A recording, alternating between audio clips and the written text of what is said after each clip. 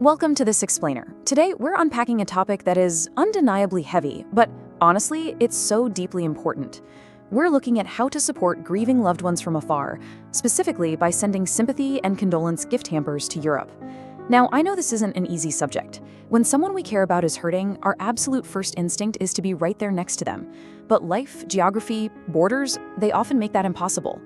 So how do we cross that distance with genuine empathy and care? Well, that's exactly what we're going to explore today, drawing on some highly insightful source material from European gifting specialists. Okay, let's dive right in. How do you show up when you literally can't be there? When someone you care about loses a loved one and they live in an entirely different country, the helplessness you feel is incredibly sharp.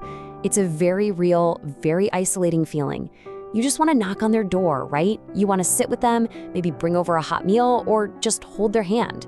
But when an ocean or a whole continent separates you, you simply can't.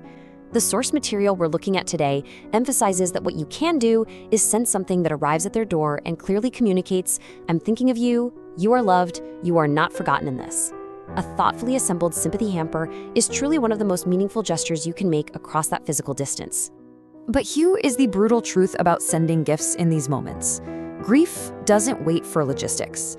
When someone loses a loved one, the window for reaching them in that immediate rawness of loss is incredibly narrow.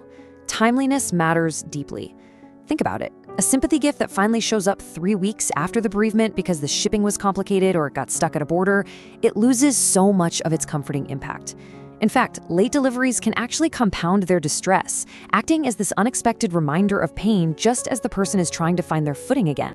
There's a stark contrast between everyday gifting and bereavement gifting, and this is a distinction where generic platforms often fail spectacularly. A condolence hamper is absolutely not just a birthday basket with a dark ribbon slapped on it. Just look at the difference here. Birthday gifts, they're bright, festive, highly indulgent. Sympathy gifts, on the other hand, need calm aesthetics. They should be gentle, nourishing, comforting. A lot of general gifting platforms just don't make this distinction. The result? A basket that completely jars with the solemn moment it's meant to serve. The emotional stakes here are pretty much the highest of any gifting category. Knowing exactly what to demand from a provider is absolutely crucial. You can't just Google gift basket Europe and cross your fingers. You need to look for specific infrastructural and empathetic requirements. For starters, you need a dedicated sympathy gift range, not just a massive generic catalog with a condolences search filter tacked on. You also need genuine European delivery reach, meaning they can actually get to smaller towns, not just capital cities. Next, look for reliable timing and end-to-end tracking, so you aren't left in the dark. The presentation must be sensitive, calm colors, tasteful packaging.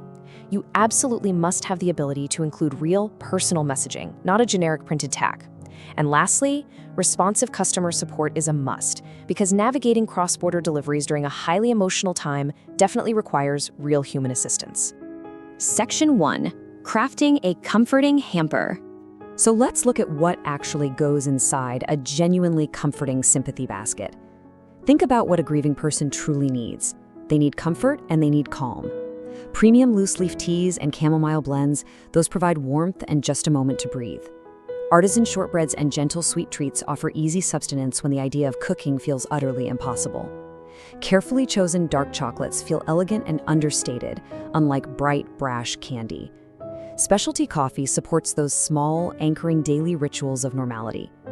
Jams and honey give simple nourishment, and comforting candles, think scents like lavender, eucalyptus, or sandalwood. They help create a warm, calming atmosphere in a home that might feel overwhelmingly quiet. This brings us to a really vital concept during times of loss: true comfort food. We are talking about items that can be eaten easily, require literally zero preparation, and provide genuine nourishment. During grief, appetite often diminishes entirely. The simple act of preparing a meal can feel like climbing Mount Everest. So the crucial point to take away here is prioritizing gentle, real food that doesn't add a single ounce of logistical pressure to an already overwhelmed household. You're giving them accessible nourishment and small, fleeting moments of pleasure exactly when they need it most. Now, just as important as what goes in is what stays out. You have to be incredibly careful to avoid accidental distress. Alcohol, like wine, champagne, spirits, should generally just be left out. Grief can intensify the effects of alcohol, and champagne obviously carries highly inappropriate celebratory connotations. Leave out anything strongly branded. This is definitely not a corporate marketing moment. And perhaps most practically, avoid highly perishable items like fresh meats or elaborate cheese boards. A grieving family absolutely does not need the sudden stress of urgently rearranging their refrigerator. Stick to items with a good shelf life. And of course, no bright colors, no party themes, no confetti. Part 2. Writing a meaningful message.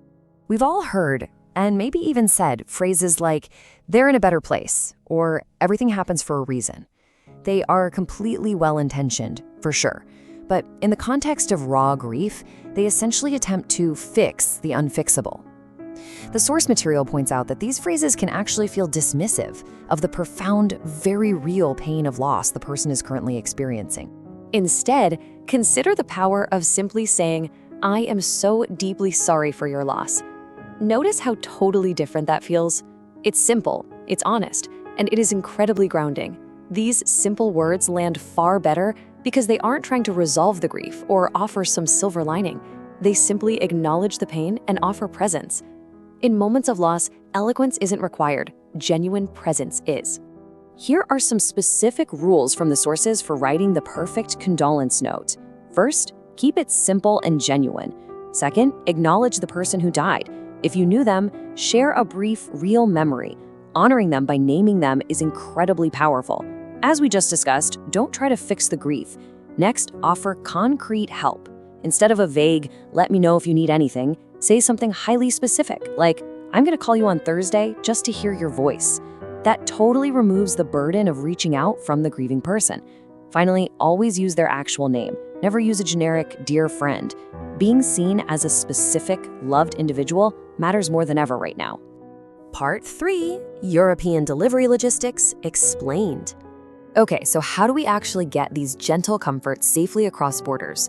Well, navigating the landscape of international delivery providers is super tricky. General international platforms often just default to major cities, London, Paris, Berlin. But if your loved one lives in a smaller town in Poland or Portugal, those platforms often fall way short. Now, you might think, I'll just order from a local florist, but trying to navigate a local artisan shop's website in a foreign language, dealing with international payment blockages, and managing time zones while you're already stressed, that is a logistical nightmare you do not need. And supermarket deliveries, they completely lack the emotional sensitivity and beautiful presentation required for a sympathy gift. Understanding the distinct customs borders across Europe is absolutely crucial for timeline expectations. Let's break it down. If you're sending a hamper within EU destinations like Germany, France, Italy, or Spain, you are generally looking at 2 to 5 business days for express delivery. However, if your recipient is in a non-EU destination like Switzerland, Norway, or the UK, customs come into play. You really need to factor in 5 to 8 business days. Knowing these timelines prevents anxiety on your end and ensures you choose a provider actually capable of navigating these distinct customs borders seamlessly. Part 4. Sending comfort with Walwater Gifts. To ensure absolute reliability, we really need a European specialist gifting service. And the source material heavily highlights Walwater Gifts as the ultimate solution here. Why? Because they are specifically built for European gifting logistics. This isn't a US company outsourcing to random third parties. They have established courier partnerships across the entire continent. They possess the vital customs expertise needed for non-EU destinations, preventing your gift from getting stuck at a border. And most importantly, they have a dedicated, curated collection designed solely for moments of bereavement, ensuring total cultural awareness and appropriate sensitivity. So, how do you actually place the order? The process is designed to be as simple as possible to ease your burden. Step 1, browse their dedicated Sympathy collection online. Step 2, choose a hamper that matches the recipient's specific tastes. Maybe they're a huge coffee lover, or perhaps they'd prefer soothing teas. Step 3, take your time to write that genuine, personalized message we talked about earlier. And step 4 is critical. Provide the full address and, crucially, a local mobile number. That mobile number is vital for the European couriers to discreetly manage the delivery, especially if the household has unpredictable schedules due to their loss. I want to leave you with this incredibly powerful quote from the sources. The act of sending something, anything thoughtful and genuine, is almost never the wrong decision. It is so incredibly common to feel paralyzed by anxiety in these moments, isn't it? We worry about saying the wrong thing, sending the wrong item, or disrupting them. But grief is terribly isolating. The simple act of showing up across the miles, sending a tangible reminder that they are loved and thought of, is really what matters most. Distance should never stand in the way of being there for someone you care about. When you can't be there in person, a carefully curated, expertly delivered Sympathy hamper bridges that gap. If you have someone across the miles who needs comforting today, you can find the dedicated collection at sendgiftsineurope.com/sympathy-and-condolence gifts. It empowers you to reach out and bring them just a little bit of light during a really dark time. Thank you so much for joining me for this explainer of the source material. So, what will you send to bridge the distance?